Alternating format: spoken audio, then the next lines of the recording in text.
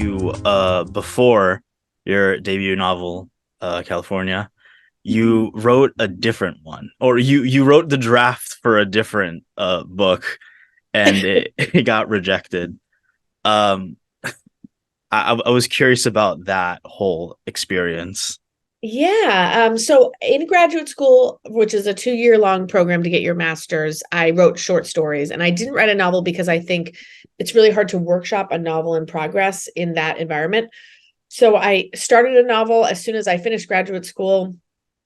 And it took me, I think, 3 or 4 years to write, not just one draft, multiple drafts. And I had an agent that I got in graduate school.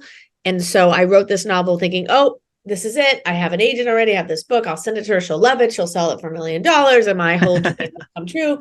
But what ended up happening was I wrote this book. My agent at the time read it and I was going to New York for a wedding. And so I said to her, hey, I'm coming to New York.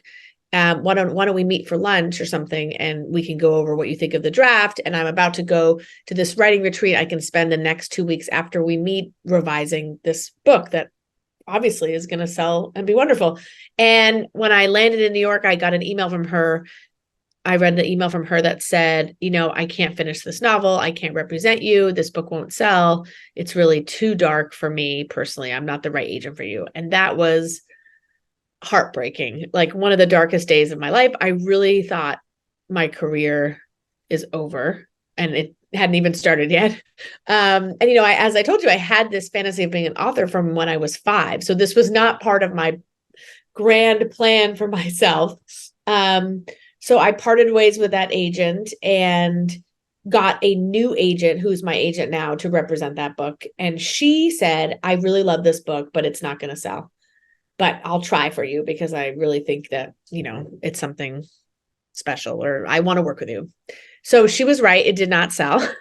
And it was on submission for about a year with editors. And it was a really tough process, like a couple really close calls, people who liked the writing and the characters, but couldn't think about to market it, people who thought the characters were too unlikable, too violent, all kinds of responses.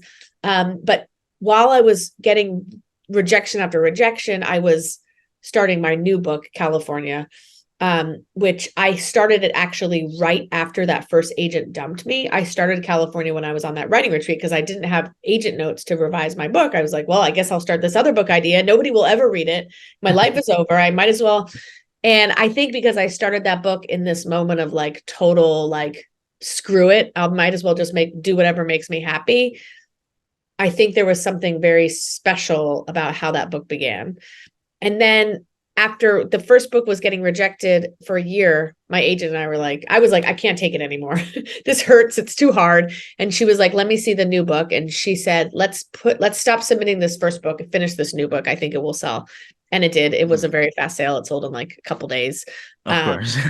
I did have like a triumphant like sports movie return, and that was nice. I did get my win in the end, and it did teach me a really valuable lesson, which is, in the writing life there are so many rejections. You hear no way more often than you hear yes, and you just have to kind of, I don't say get used to it, because I think if you really care about something, rejection will be hard, and it should sting, it should wound a little bit if it really matters to you.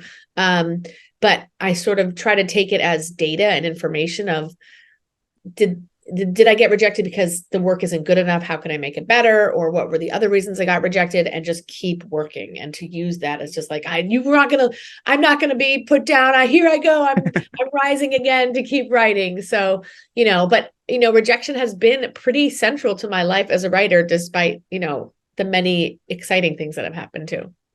I was gonna ask you about that, about rejection shaping you, but you got the yeah, I answered it. you got my question out of the way before I even asked it. Nice. I do. In a previous interview, you did say this quote, which I really really liked. You said, "A writer is someone who keeps getting a no and keeps going."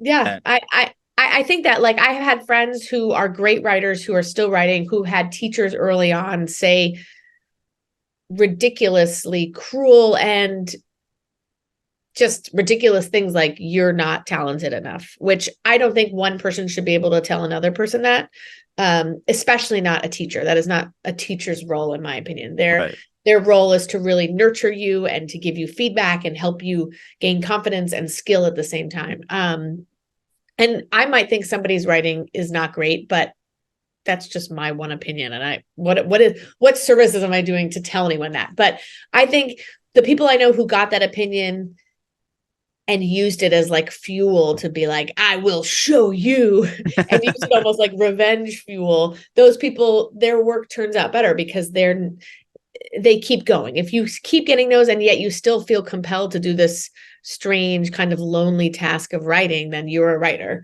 I think that's really what makes us writers, more than publication or awards or accolades or anything. It's that you do it no matter what happens.